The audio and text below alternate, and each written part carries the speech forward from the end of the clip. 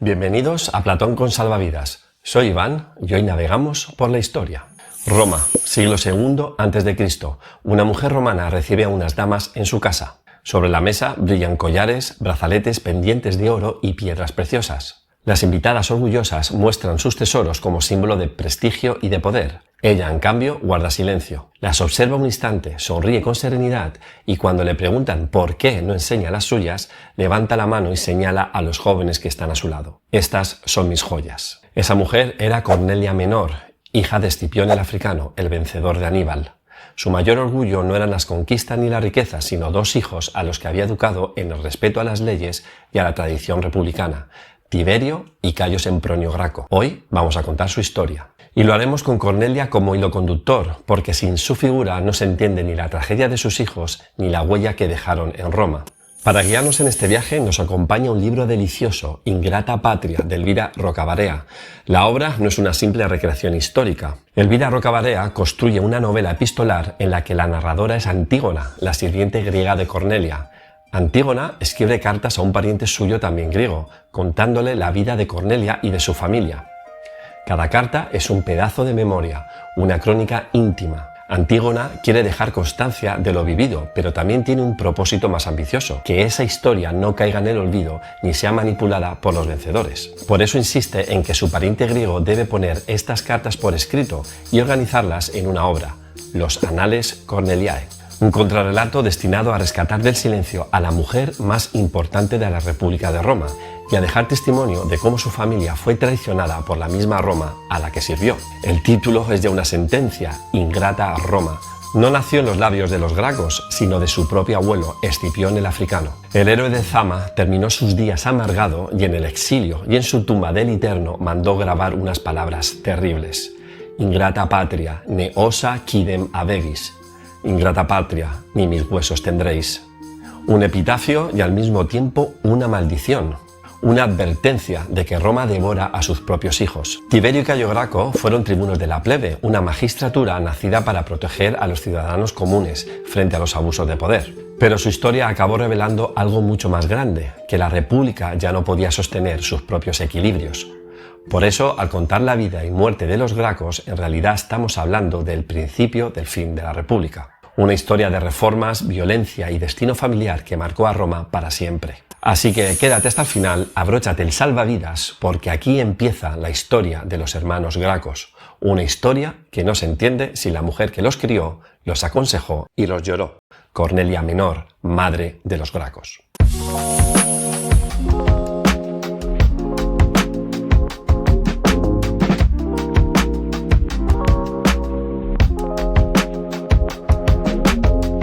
Los protagonistas de esta historia fueron tribunos de la plebe. Pero, ¿qué significaba exactamente ser tribuno de la plebe en Roma? Para responder, tenemos que remontarnos mucho más atrás, a los orígenes de la ciudad. Imaginemos Roma en sus inicios. No era un imperio, ni siquiera una gran ciudad.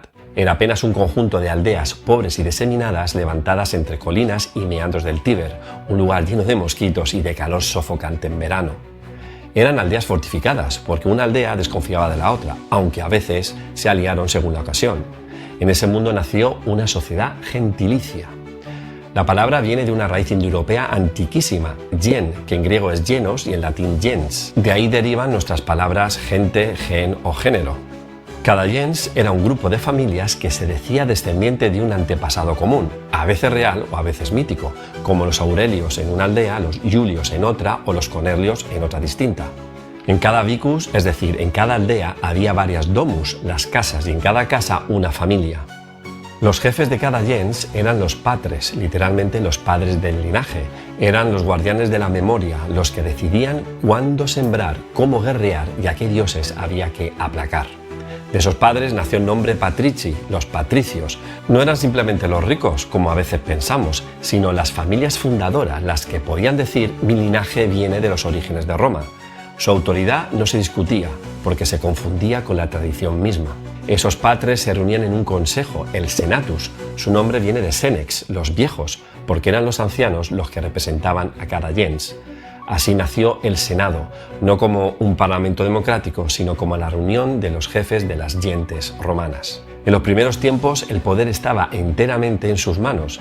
el pueblo eran sus clientes y dependientes, ellos eran los padres de la patria, los que decidían en común. Era una organización sencilla y cerrada que probablemente habría seguido así si no fuera por un hecho decisivo: los etruscos. Y aquí conviene recordar algo importante. Roma, desde su origen, fue una mezcla. No nació de un solo pueblo, sino de la fusión de 3 tribus principales: los latinos del Lacio, los sabinos del interior montañoso y los etruscos del norte. Esa combinación no fue un mestizaje biológico en el sentido moderno, sino una fusión política y cultural, instituciones, costumbres y creencias de latinos, sabinos y etruscos que acabaron dando forma a Roma. De los latinos heredó la lengua y la agricultura, de los sabinos la religiosidad austera y las estructuras familiares, de los etruscos la organización política y militar. El resultado fue un mosaico singular, una ciudad-estado que desde sus orígenes supo absorber y transformar lo ajeno en algo propio. En aquel tiempo los etruscos dominaban el norte de Italia. En cierto momento los etruscos entraron en conflicto con las colonias griegas del sur de Italia, la llamada Magna Grecia. Porque sí, los griegos no solo estaban en Atenas o Esparta, habían fundado ciudades por todo el Mediterráneo. De hecho, algunos autores antiguos decían que el mar Mediterráneo parecía una charca llena de ranas croando en griego, porque desde las costas de Asia Menor hasta Tarteso en Hispania, las huellas de la colonización griega estaban por todas partes. Los etruscos, para llegar hasta esas colonias, tuvieron que cruzar el Tíber y bajar hasta Campania. Se enfrentaron a los griegos de Cumas y sus aliados. Perdieron. En su regreso al norte tuvieron que volver a cruzar el Tíber. Y aquí ocurrió algo decisivo. No todos siguieron hasta Toscana, donde estaba Etruria. Muchos de esa masa que acompañaban al ejército, mercaderes, artesanos, escribas, buscavidas de todo tipo, prefirieron quedarse entre las colinas del Lacio, junto al Tíber, en los núcleos que acabarían convirtiéndose en Roma. Entre esa gente había etruscos, sí, pero no solo. Había también itálicos de diverso origen, latinos de otras aldeas, sabinos, campanos, incluso griegos sueltos. Era un mosaico de población que buscaba sentarse en un lugar prometedor. Los romanos de las gentes los llamaban plebs, la multitud. Esa es la raíz de la palabra plebe, no un insulto, no algo peyorativo, sino literalmente la muchedumbre. Eran tantos que el nombre de multitud se les quedó grabado para siempre, la plebe. Y a partir de entonces la rígida estructura gentilicia empezó a transformarse. Las gens romanas, igual que nosotros hoy, tuvieron que adaptarse a la llegada de gente nueva. Porque en realidad, cuando hablamos de invasiones en el mundo antiguo, lo que estamos describiendo son migraciones. Movimientos de pueblos que se asentaban en nuevas tierras. Lo mismo ocurrirá siglos después con las llamadas invasiones bárbaras. Las llamadas invasiones bárbaras en realidad fueron migraciones que llevaban décadas produciéndose. Pueblos enteros que ya convivían con Roma, asentados como aliados o incluso como soldados romanos, hasta que el equilibrio se rompió y entraron en masa en el corazón del imperio. Por cierto, hablando de bárbaros, en griego barbar era la forma en que sonaban las lenguas extranjeras a sus oídos, un murmullo incomprensible. Así que, ojo, bárbaro no significa bruto ni salvaje, sino simplemente extranjero. Para los griegos, todos los demás pueblos sonaban como bar. Un poco como cuando hoy decimos que un idioma extraño nos suena a chino. Pues bien, ellos lo convirtieron en palabra. Y los romanos heredaron esa idea, pero con un matiz. Para ellos, bárbaro era todo aquel que no hablaba ni griego ni latín. Porque claro, los romanos no inventaron su alfabeto. Lo heredaron de los etruscos y estos a su vez lo habían tomado de los griegos de la Magna Grecia, en ciudades como Cumas. En otras palabras, el latín que hoy usamos y en el que te estoy contando esta historia es nieto del griego y bisnieto del fenicio. Así que sí, bárbaro en realidad era simplemente el que no era ni romano ni griego. Nada de salvajes con pieles, más bien gente que hablaba raro. Y en cierto modo algo parecido pasó con la plebe. Tampoco eran salvajes ni ciudadanos de segunda, eran esa multitud recién llegada que poco a poco se fue integrando en la vida romana. Eso sí, conviene aclarar un detalle. La plebe no era el pueblo en general. El populus romanus, el pueblo romano, estaba formado por la suma de patricios y plebeyos. La plebe era solo una parte, la muchedumbre que se incorporó después y que obligó a la vieja aristocracia a compartir poder. Sigamos. Los patricios, los padres de las gentes, necesitaban a la plebe para defender Roma. ¿Por qué? Roma en sus primeros siglos vivió bajo la sombra y la influencia de los etruscos. No era exactamente una ciudad sometida, pero sí estaba dentro de su órbita política y militar. No es casualidad que los 3 últimos reyes de Roma fueran etruscos. Tarquinio Prisco, Servio Tulio y Tarquinio el Soberbio. Esa conexión garantizaba cierta protección. Los etruscos eran la potencia dominante del norte de Italia y Roma prosperaba bajo su paraguas. Un momento, ¿reyes de Roma? Sí, habéis oído bien. Roma se fundó como una monarquía, con 7 reyes legendarios que dieron forma a sus primeras instituciones. Después, tras la expulsión del último de ellos, vendría la República, el periodo que hoy nos interesa, porque ahí se sitúa Tiberio y Cayo Graco. ¿Y por qué expulsaron al último rey? El último rey, Tarquinio Soberbio, se había ganado a pulso el odio de todos. Abuso de poder, desprecio por las leyes y encima un crimen atroz cometido por su hijo, que incendió a la ciudad. La revuelta lo depuso y los romanos quedaron tan traumatizados que juraron no volver a tener jamás un rey. Ese recuerdo marcó para siempre la arquitectura política de Roma. En lugar de un monarca, 2 cónsules. En lugar de poder vitalicio, mandatos anuales y un senado vigilante siempre desconfiado de cualquiera que intentara concentrar demasiado poder. De hecho, a lo largo de toda su historia, cada vez que sospecharon que alguno quería convertirse en rey, lo eliminaron. ¿Os suena Julio César y unos cuchillos? Pues eso. Y ese miedo a la tiranía también ayuda a explicar lo que más tarde ocurriría con los gracos. Y siglo más tarde, con Augusto, Roma se transformaría en lo que todos tenemos en mente, el imperio. Pero antes de eso, como veníamos contando, se produce la derrota etrusca frente a los griegos de Cumas en el 474 a.C. Aquel revés militar quebró el poder etrusco y Roma perdió ese amparo. De repente, la joven ciudad quedó expuesta a los pueblos itálicos vecinos. Volscos, ecuos, sabinos, pueblos que conocían bien el terreno y que no dudaron en aprovechar la ocasión para hostigarla. Ya no bastaban los viejos linajes armados, sin la multitud, sin la plebe, sin esos recién llegados que podían engrosar las filas, Roma no tenía forma de sobrevivir. La plebe aceptó luchar, con una condición, que al terminar se le repartieran tierras. Pero cuando llegó el momento, los patricios no cumplieron la promesa. Así, en el 494 a.C., la plebe tomó una decisión dramática. Se retiró de Roma y subió al Monte Sacro, a orillas del río Anio. Algunos autores posteriores situaron esta retirada en el Aventino, una colina que más tarde quedaría asociada a la plebe, pero la primera secesio tuvo lugar en el Monte Sacro.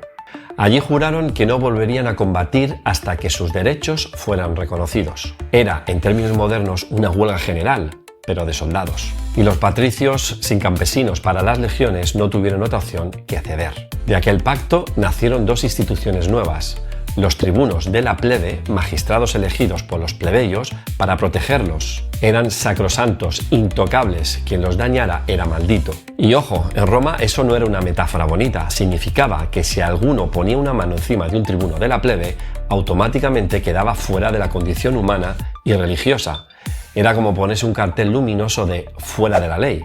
Cualquier romano, desde el más noble senador hasta el último tabernero, tenía no solo el derecho, sino incluso el deber de ejercer violencia contra él. Vamos, que agredir a un tribuno equivalía a regalarse una muerte gratis y rápida, con la bendición de los dioses incluida. La otra institución era la asamblea de la plebe, donde se votaban sus acuerdos, los plebiscita. Y aquí llegó otra consecuencia decisiva: la exigencia de que las normas quedaran fijadas por escrito. Los plebeyos no querían depender solo de la memoria o de la buena voluntad de los patricios, que tantas veces habían incumplido sus promesas. Así nacieron las 12 tablas de la ley, expuestas en el foro, para que todos las vieran. Las 12 tablas regulaban cosas muy concretas de la vida cotidiana. Por ejemplo, establecían multas para quien maltratara a un esclavo. Ojo, no se trataba de derechos humanos como los entendemos hoy, sino de limitar abusos que podían alterar el orden social. Y aquí conviene desmontar un mito. Hollywood nos ha vendido una Roma de látigos y galeras, con esclavos encadenados remando bajo los azotes. Nada más lejos de la realidad. En las galeras romanas no remaban esclavos, sino legionarios libres, entrenados, bien alimentados y orgullosos de su disciplina. Porque un ejército no se sostiene a base de latigazos, sino de pan. Y mucho pan. Muchos historiadores consideran esas tablas el verdadero origen del Estado romano e incluso del concepto de Estado de Derecho, la idea de que la ley escrita está por encima de las personas. Ya lo había dicho Aristóteles en Grecia: mejor que manden las leyes y no los hombres, porque las leyes al menos no tienen pasiones. Al principio esos plebiscitos y leyes solo obligaban a la plebe, pero 2 siglos después, gracias a la Lex Hortensia, se convirtieron en leyes para todo el pueblo romano, también para los patricios. Y de hecho, muchas de las leyes romanas más importantes vinieron de la asamblea plebeya, no del Senado. El equilibrio entre patricios y plebeyos se convirtió en la esencia de la República. Con el tiempo, Roma fue construyendo un sistema de contrapesos, una especie de arquitectura política diseñada para que nadie concentrara demasiado poder. Por un lado estaba el bloque patricio, los dos cónsules elegidos cada año que compartían el mando supremo y se repartían las legiones, y el Senado, primero formado por los jefes de las gentes y más tarde por los antiguos magistrados, que vigilaba, aconsejaba y defendía la tradición. Frente a ellos, como contrapeso de la plebe, estaban los tribunos, sacrosantos, intocables, elegidos por la Asamblea Popular. Al principio fueron solo 2, pero con el tiempo llegaron a ser 10 en la época de los Gracos. Su misión era simple de decir, aunque enorme en la práctica: defender a la plebe, interceder por ella y, si era necesario, vetar cualquier medida que la dañara. Un tira y afloja constante que muchas veces mantuvo la estabilidad y otras veces explotó en crisis abiertas. Ese tira y afloja precisamente explica buena parte de la historia de Roma. Y siglos después, cuando Tiberio Graco se preguntó si un tribuno podía actuar contra los intereses de la plebe que lo había elegido, no hablaba en abstracto. Lo hacía porque se encontraba librando su gran batalla política, la reforma agraria, un intento de devolver tierra a los campesinos romanos. En ese contexto tomó una decisión sin precedentes: destituir a otro tribuno que se negaba a apoyarla. Esto lo veremos luego. Una medida extrema que rompía las costumbres, pero que él justificaba con ese principio antiguo: el tribuno existe para auxiliar e interceder por la plebe, o dejar de ser tribuno. Y esa reforma agraria no era un capricho, era la respuesta a un problema que Cornelia y su hijo habían visto con claridad: el campesino soldado, la base de Roma. El campesino soldado, la base de Roma, estaba desapareciendo. Si no se devolvía la tierra a los ciudadanos, la república se vaciaba por dentro. Todo lo que os he contado hasta ahora, los reyes, el senado de ancianos, la plebe retirándose al Monte Sacro, transista entre la leyenda y la historia. Y es normal que sea así. De estos primeros siglos tenemos muy pocos documentos y casi todo nos llega a través de autores que escribieron siglos después, como Livio, que además ponían discursos inventados en boca de los protagonistas. Ahora bien, que sea legendario no significa que sea mentira. La arqueología confirma que por esas fechas ya había aldeas en las colinas del Lacio, que Roma estuvo bajo la influencia etrusca y que esas tensiones entre patricios y plebeyos marcaron de verdad a la ciudad. Quizá no hubo una retirada teatral al Monte Sacro con discursos solemnes como los pinta Livio, pero algo parecido tuvo que ocurrir, porque de lo contrario no se explica el nacimiento de los tribunos de la plebe ni de las 12 tablas. En resumen, no podemos jurar que todo pasó tal cual lo cuentan, pero sí que pasó algo muy parecido. Porque si no, Roma no sería Roma. Aunque todavía hablamos de república, en la práctica Roma ya era un imperio. De iure seguía teniendo cónsules, senadores y asambleas, pero de facto gobernaba provincias en Hispania, Grecia, Asia Menor y el norte de África. Manejaba ejércitos enormes, administraba tributos y controlaba millones de súbditos que jamás habían visto el foro. Para entender por qué esto era un problema, hay que recordar un detalle esencial. En Roma solo podían ser soldados quienes tenían tierra. Ni los esclavos ni los pobres sin propiedades podían formar parte del ejército. La lógica era clara: el que posee un campo, una casa, una familia que mantener, tiene también algo que defender. Ese sistema fue el cimiento de la República, porque Roma no era, como otros imperios, un ejército profesional de mercenarios.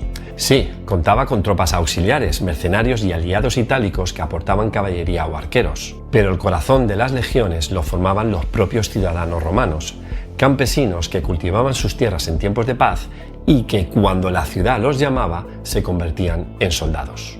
Era una comunidad de ciudadanos armados, convencidos de que defendían su hogar común. En los primeros tiempos, cuando Roma luchaba apenas contra sus vecinos del Lacio, ese sistema funcionaba bien. Las campañas eran cortas, los ciudadanos combatían unas semanas, quizá unos meses, y regresaban a tiempo para volver a sembrar y cuidar sus tierras. Pero a medida que Roma se expandió, las guerras ya no se libraban en el campo de al lado, sino a cientos o miles de kilómetros. Las campañas duraban años enteros: Sicilia, Hispania, Grecia, y mientras los hombres combatían lejos, sus granjas quedaban abandonadas, hipotecadas o vendidas. Al regresar, muchos descubrían que habían perdido lo más valioso: su tierra, y sin tierra ya no podían ser soldados. La República se quedaba sin ciudadanos armados y libres, mientras las familias más poderosas de Roma, la élite senatorial, patricia y plebeya enriquecida, acumulaban latifundios inmensos, trabajados por ejércitos de esclavos traídos de las guerras. El proceso era siempre el mismo. El campesino volvía de la campaña militar y encontraba su granja arruinada, sin recursos para seguir adelante. Entonces aparecía un poderoso con más dinero y compraba esas tierras a precio de saldo. Lo que antes había sido una parcela de un ciudadano libre terminaba engullido por una finca gigantesca explotada con mano de obra esclava. La contradicción era evidente. Las instituciones republicanas habían nacido para una ciudad de campesinos soldados, pero se veían obligadas a gobernar un Mediterráneo entero con una base social que se estaba desmoronando. Esa tensión es el escenario en el que aparecieron Tiberio y Cayo Graco. Pero no lo hicieron solos. En la sombra estaba Cornelia, su madre, que les dio algo más que educación, les dio una misión. Elvira Rocabarea, en Ingrata Patria, la retrata como una figura luminosa, sabia, casi un faro que guiaba a sus hijos hasta el final. Y sin duda lo fue. Pero las fuentes nos dejan entrever también a una mujer severa, exigente, que recordaba a sus hijos una y otra vez que eran nietos de Escipión el africano. El peso de ese legado no era ligero.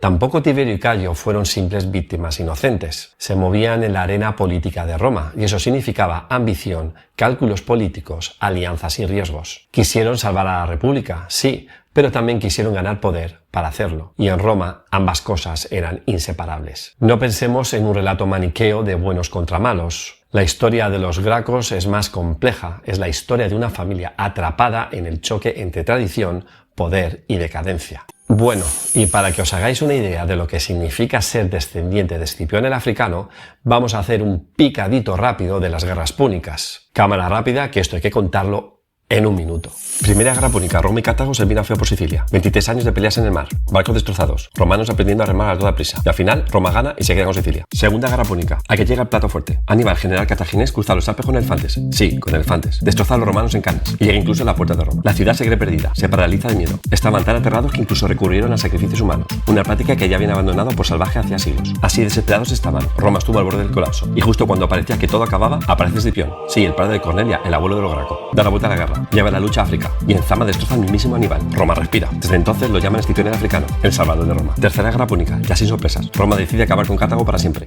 En resumen, 3 guerras, medio siglo de angustia, un enemigo que casi destruye Roma y un general Escipión que se convirtió en mito viviente. Y aquí no me resisto a contaros una anécdota de esas que pintan muy bien la época. Había un senador, Catón el Viejo, que tenía una obsesión: Cartago. Le daba igual el tema del día. ¿Vamos a hablar del precio del trigo? Cartago debe ser destruida. ¿Vamos a votar si hay que reparar un acueducto? Cartago debe ser destruida. ¿Ponemos nombre a esta nueva calle? Cartago debe ser destruida. ¿Quién se ha llevado mi pluma del escritorio? Cartago debe ser destruida. Era como el meme viviente del Senado, el típico que siempre suelta la misma frase aunque no venga a cuento. Y claro, tanta insistencia acabó calando. Al final Roma fue y arrasó Cartago. ¿Y qué significa esto para nuestros protagonistas? Pues que Tiberio y Cayo Graco no eran solo 2 jóvenes con ambiciones políticas. Eran los nietos del hombre que salvó Roma cuando todo estaba perdido. Imaginad la presión, crecer bajo la sombra de un abuelo así, con tu madre recordándotelo a cada paso. Cornelia no los crió como simples ciudadanos, sino como herederos de una misión. Y esa herencia, tan gloriosa como pesada, los acompañaría hasta su final. Los hermanos Gracos serían la voz pública de un problema que Cornelia ya había visto crecer en silencio. Cornelia había educado a Tiberio y a Cayo en el mos maiorum, la costumbre de los antepasados. Para los romanos no había nada más sagrado que esa herencia invisible de normas, valores y ejemplos transmitidos de generación en generación. No era una ley escrita en tablas, sino un manual de vida que decían cómo debía comportarse un buen ciudadano. Disciplina, austeridad, respeto a los dioses, fidelidad a la familia y lealtad a la república. Podríamos decir que el mos maiorum era algo así como lo que haría tu abuelo, convertido en norma política. Y como todos sabemos, los abuelos tienen un curioso talento. Su palabra no siempre es lógica, pero es ley. Cornelia lo entendía y lo transmitió a sus hijos. El drama era que ese venerado mos maiorum ya no encajaba con la Roma real, una república campesina tratando de gobernar un imperio de millones de súbditos. Conviene tener presente algo importante. Los romanos y los antiguos no pensaban en términos de progreso como lo hacemos nosotros. Para ellos, la historia no era una flecha hacia adelante, sino un espejo en el que había que mirarse. Conocer el pasado servía para repetirlo, no para cambiarlo. El buen ciudadano imitaba a sus antepasados. Nosotros, en cambio, desde la revolución científica y la ilustración, tendemos a pensar que la historia es lineal, que sirve para aprender de los errores y mejorar lo que viene después. Ellos miraban hacia atrás, nosotros miramos hacia adelante. Y aquí quizá convenga recordar lo que dice Bernardo Subirón, que esa idea moderna de que la historia no se repite es una ilusión. Todo ya ha pasado antes y lo más probable es que vuelva a pasar. Esa frase tan común de en el siglo XXI esto no puede ocurrir es en realidad puro desconocimiento histórico. Los romanos, en cambio, lo tenían claro. Nada era nuevo bajo el sol.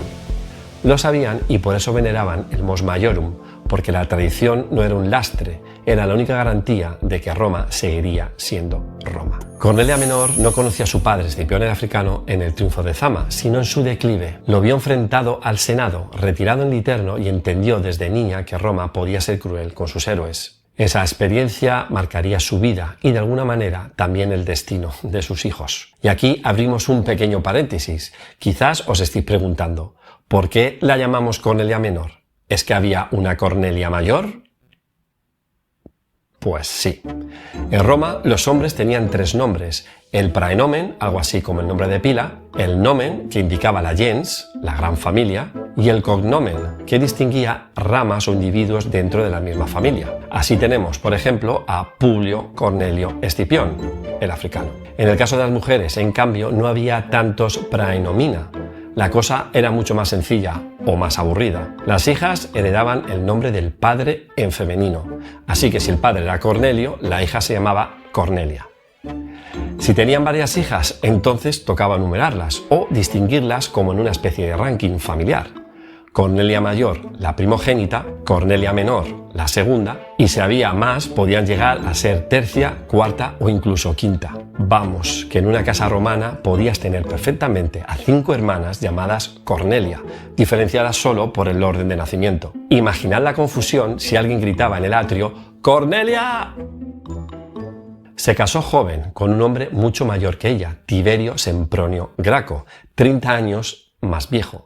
Fue un matrimonio feliz, al menos según cuentan las fuentes, y de esa unión nacieron 12 hijos, aunque solo 3 sobrevivieron: Tiberio, Cayo y una hija llamada Sempronia. Y aquí viene el enredo familiar digno de un guión de Juego de Tronos, pero en versión toga. Sempronia se casó nada menos que con Publio Cornelio Escipión Emiliano. ¿Quién era Emiliano? Pues atención, porque el árbol genealógico aquí parece más un laberinto que otra cosa. De nacimiento era hijo de Lucio Emilio Paulo Macedónico, pero fue adoptado por el hermano de Cornelia y pasó a ser sobrino adoptivo de Cornelia.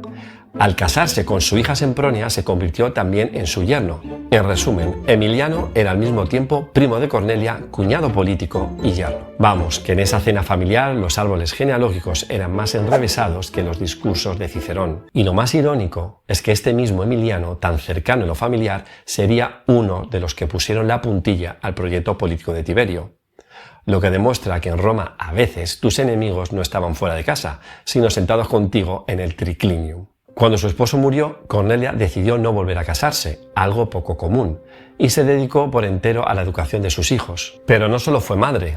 Cornelia asumió también los asuntos de la casa y las relaciones clientelares de la familia, esa red de dependencias, favores y lealtades que sostenían la vida política romana. Era una matrona influyente, respetada, cuya fama atravesaba fronteras. De hecho, Cornelia fue la primera mujer romana a la que se le erigió una estatua en el foro. ¿Por qué se la hicieron? Porque para los romanos era el retrato de la matrona ideal, viuda fiel, madre entregada, guardiana de las tradiciones. También porque era la madre de los Gracos, figuras ya casi legendarias, y al honrarla a ella, Roma se reconciliaba consigo misma. En definitiva, Cornelia fue convertida en un símbolo, la mujer que desde su casa encarnaba lo mejor de la república que se desmoronaba. Y aquí conviene hacer un inciso. El papel de la mujer en Roma no era el mismo que hoy, ni mucho menos. Su prestigio y su valor estaba casi siempre ligado a los hombres de su familia, al padre, al esposo o, como en el caso de Cornelia, a sus hijos. Por eso hablamos tanto de Tiberio y de Cayo y mucho menos de Sempronia, su hija. Eso sí, no todo era oscuridad. En comparación con Grecia, donde las mujeres vivían prácticamente encerradas y sin voz pública, las romanas gozaban de un margen mucho mayor de influencia. No podían votar ni ocupar magistraturas, pero como matronas podían gestionar patrimonios, educar a los hijos, ejercer patronazgo cultural.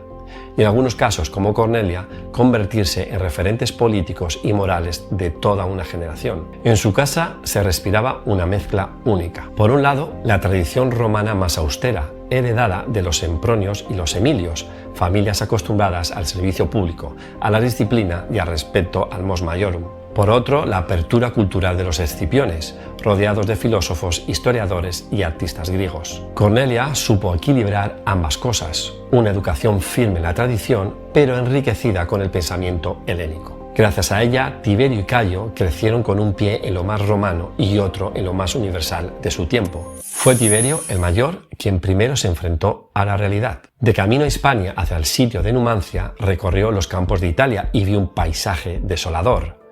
Granjas abandonadas, campesinos arruinados, tierras trabajadas por esclavos, mientras los ciudadanos libres desaparecían.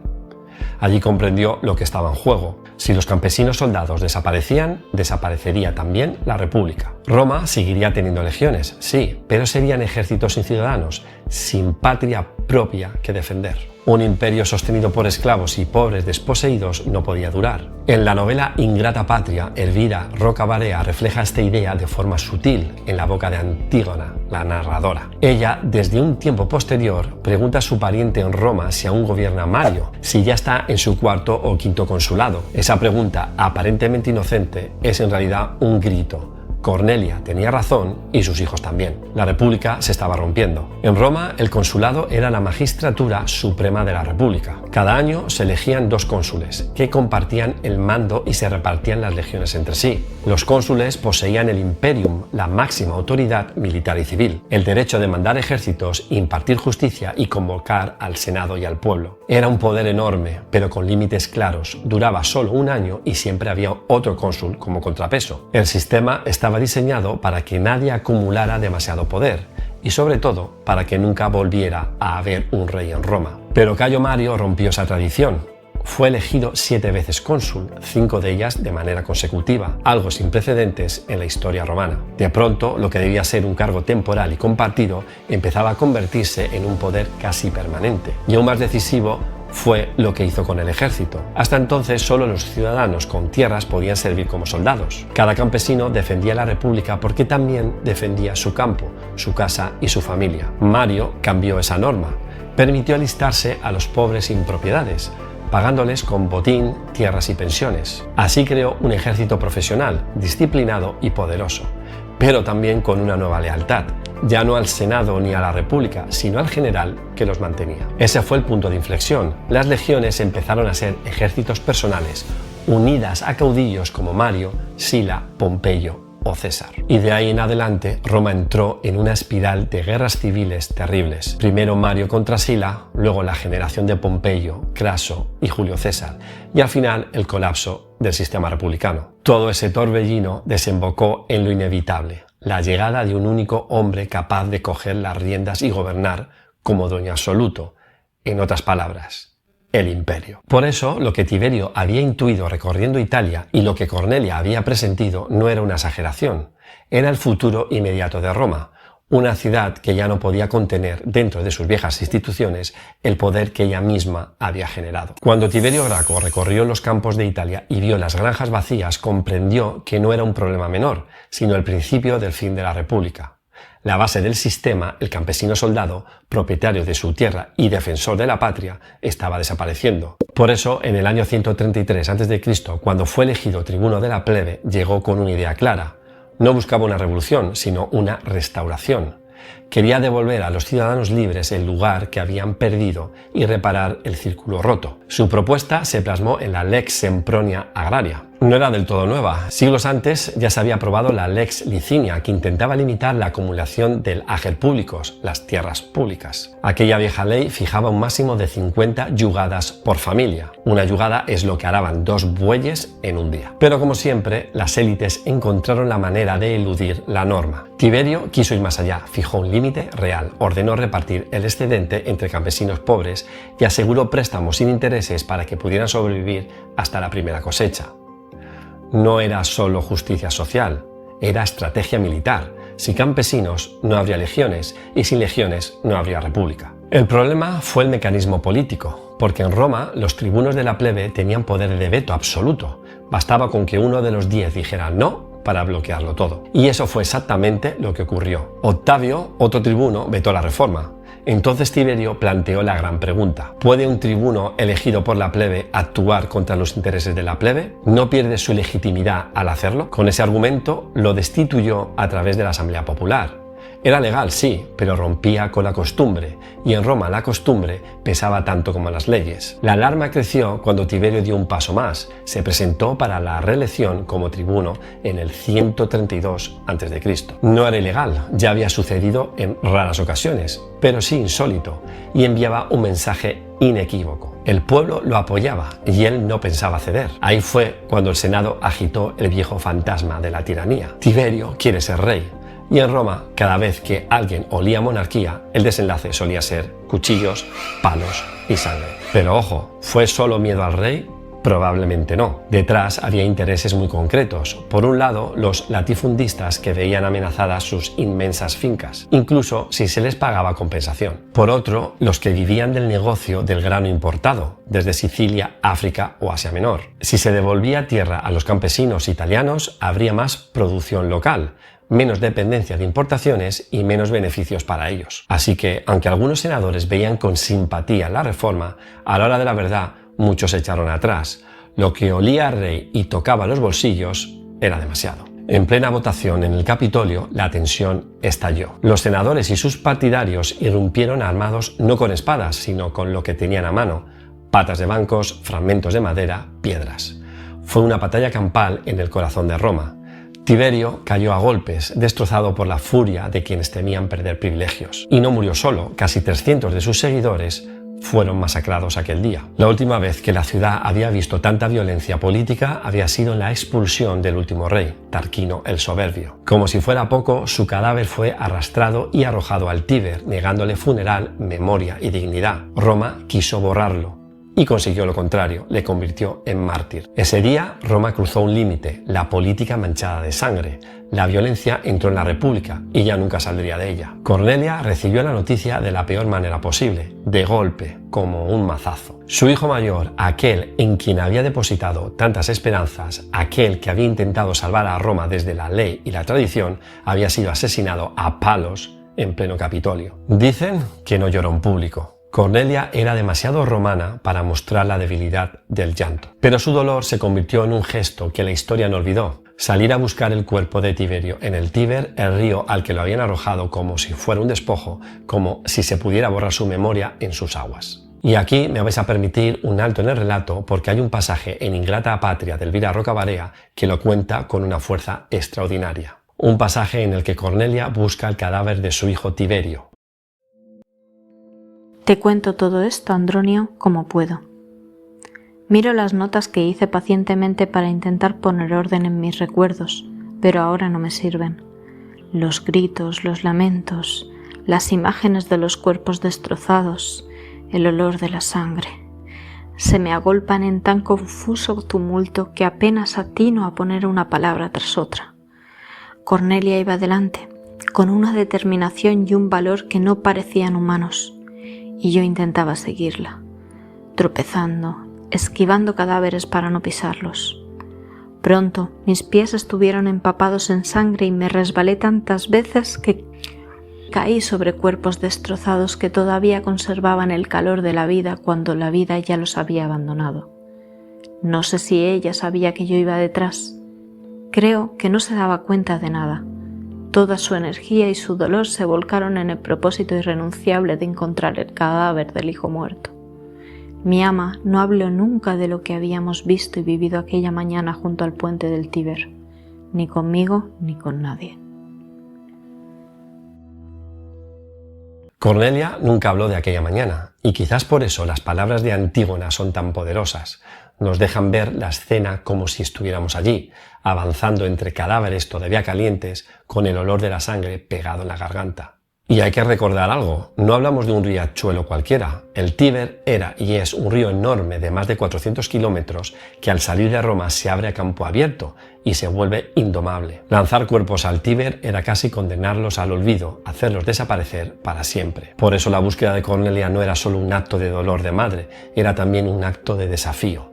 porque intentar recuperar el cuerpo de Tiberio en aquel río inmenso, lleno de corrientes traicioneras, era luchar contra la voluntad misma del Senado, que lo había arrojado allí para borrar su memoria. La muerte de Tiberio había dejado a Roma con la herida abierta, pero Cornelia aún tenía otro hijo, y 10 años más tarde, en el 123 a.C., sería Cayo Graco quien recogiera la antorcha de su hermano. Pero conviene recordarlo, solemos hablar de los hermanos Gracos como si fuera un bloque, casi una misma voz, pero entre el tribuno Tiberio y el tribuno Cayo hay una década de distancia, y esa brecha se nota. Tiberio fue en muchos aspectos un conservador. No quiso inventar nada nuevo, sino hacer cumplir las viejas leyes olvidadas. Cayo, en cambio, llegó a una Roma más convulsa y con las heridas más abiertas, y sus propuestas tenían un tono distinto, casi revolucionario. Dos hermanos, dos estilos, dos momentos históricos diferentes, unidos por un mismo destino: enfrentarse a la República en nombre de la plebe. Su proyecto no era una simple restauración del pasado, sino un programa de reformas que tocaba todos los pilares de la República. Las reformas de Graco fueron: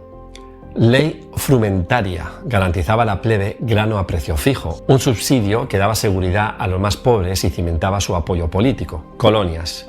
Impulsó la fundación de nuevas colonias dentro y fuera de Italia para asentar a campesinos pobres y aliviar la presión en Roma. Obras públicas, carreteras, puentes y edificios que daban empleo y conectaban mejor el territorio. Reforma judicial. Quitó a los senadores el monopolio de los tribunales y se lo entregó a los equites, los caballeros, creando un contrapeso a la aristocracia. Ciudadanía.